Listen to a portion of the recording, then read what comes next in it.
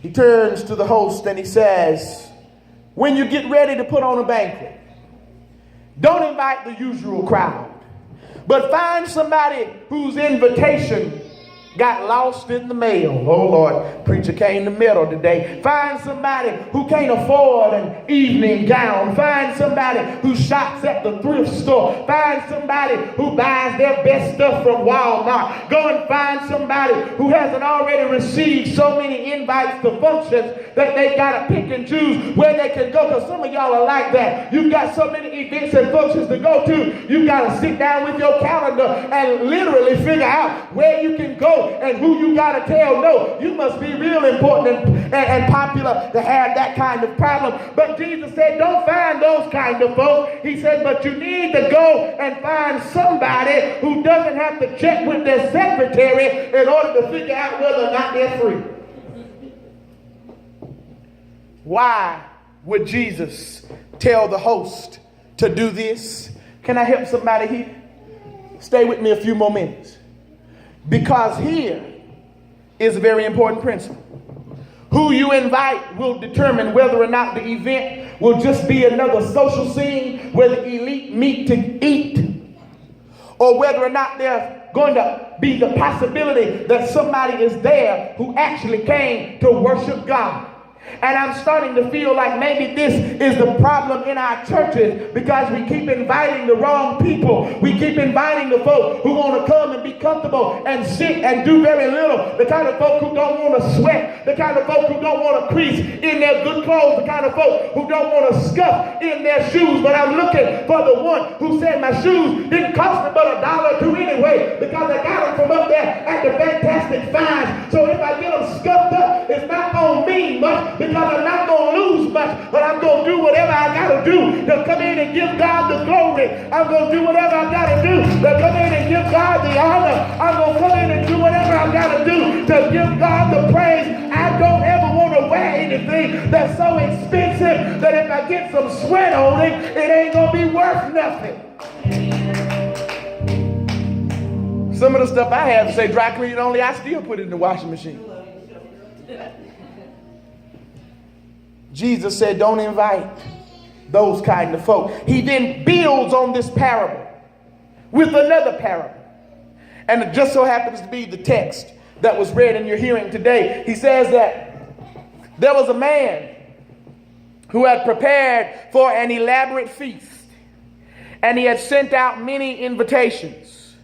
And when the time for feasting came, he sent a messenger, a servant of his, to go and tell everyone that it was now time to come together for this great party. I'm talking to those folks who here, like me, know how to use modern technology. And you know that you send out a text message or an email to folks because you even put a read receipt on it, and you saw that they read it, but they didn't respond. Or you know how iPhones can be. If you're texting somebody with another iPhone, I ain't trying to expose nobody's secret, but I got to help somebody here. You know that message changed colors whenever your message was sent and whenever it was delivered. So the real truth is, we know you saw it.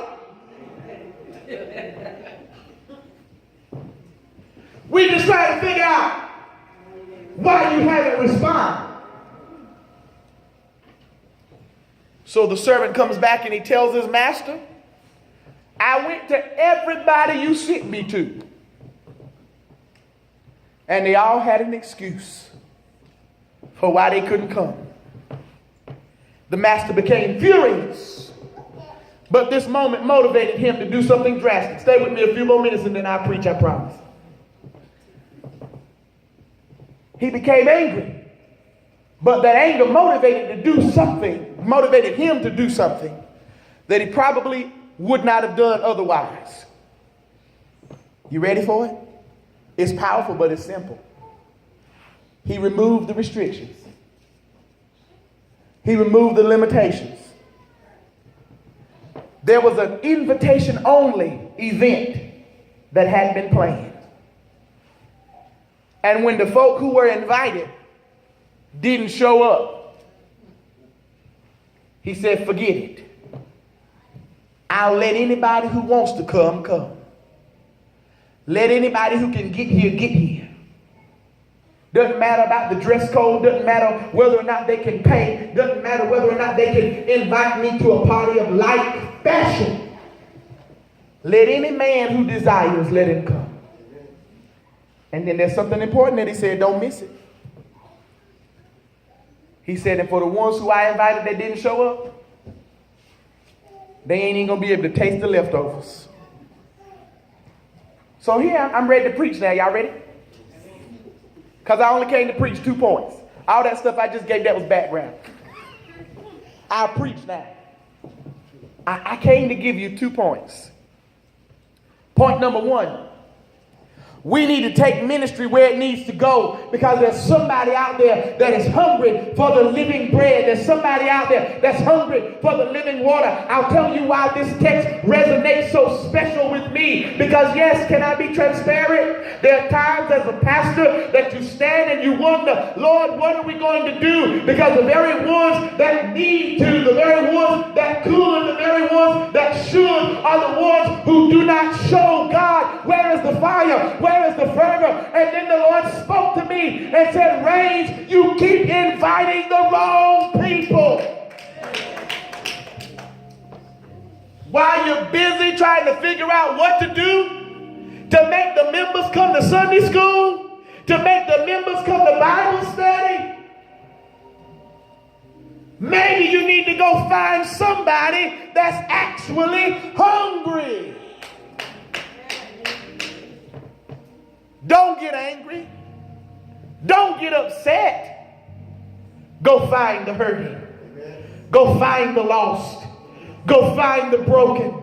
Go find the cast down. Go find the downtrodden. They're out there and they're waiting on somebody to bring it to you. So I didn't come today to fuss with you. I didn't come to guilt you. I didn't come to shame you. I only came to tell you that I'm getting ready to find somebody that's hungry. There's a ministry that the world is waiting on, and they're waiting on somebody to show up. I'm not coming to beat y'all up about whether or not you come to Sunday school and Bible study. You know where you need to be. But if you don't get where you need to be, we're going to go find somebody that has a hunger, somebody that has a thirst, somebody that has a desire, somebody that is ready. I know some folk who can't leave the nursing home. They'd be glad for somebody to come and sit down and have Bible study with them. Why we sitting here fussing? Because we can't get our folk to show up on Wednesday night. Go where they're hungry. Go where they're hurting.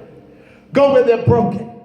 Go where they're lame. Superintendents, Sunday school teachers, you can't get them to come in and fill the tables and chairs. Don't worry. Don't be dismayed. Get up and go where the people are that need to hear what you have. Take ministry where ministry needs to go.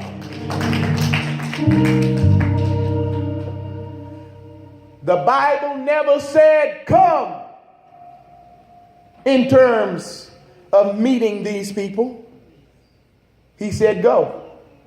You know who he said come to? See, because I know somebody in the building was deep and said, I read in the Bible where he did say come. Come ye that are weary and heavy laden. Now, there's a difference. He told us to go to the ones who were lost in darkness. The folk he told to come were who? The church. But we flipped it.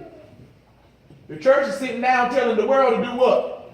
To come where God told us to go.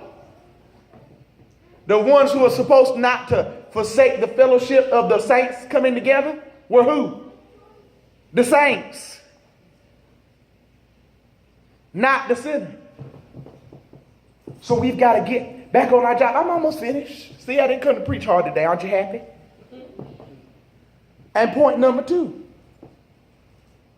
After we learn that we've got to take ministry where ministry needs to go, aren't you glad that Jesus himself gave an open invitation? Isn't it amazing how Jesus was giving the parable, but he was talking to him about himself? The Pharisees didn't even understand it. He was talking about a host. You all know how this thing fit, don't you? Because we're sitting here looking in hindsight. We know exactly what Jesus was talking about. He said, I came for the house of David. I came for the Jew. I gave them an open invitation. And what did they do? They did not respond. They did not show up. They would not gather. And therefore, therefore, I have now thrown down the restrictions. I've cast down the limitations. And Jesus said, if any man hungers and thirsts after righteousness, let him come.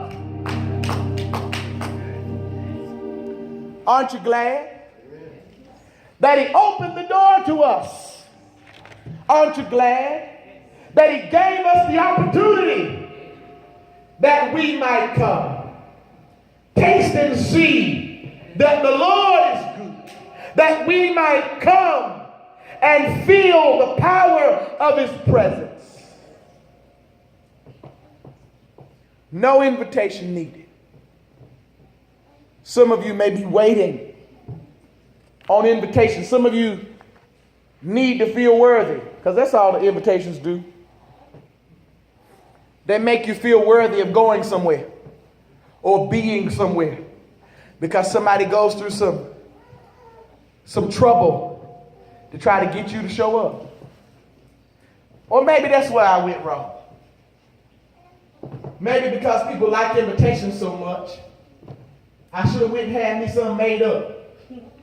And instead of it being instead of it being a wedding or a banquet, maybe I just get a special invitation and say, hey, we'd love to have you at Sunday school. I said that. You can smile. Because the whole meat in the matter is this. There is no invitation that is needed for us to get to God any longer. But God is open to each and every one of us, regardless of our plight and position in life. And he simply says, if you would only receive what I'm trying to give you, it'll be yours for a lifetime. If you would only receive what we're trying to get into your hand, if you would only receive what we're trying to get to you, if you would only receive. And you can't receive until you do what? You must first believe. Believe on Jesus. That's the invitation that I extend today. An invitation for you to believe on him who died for your sins.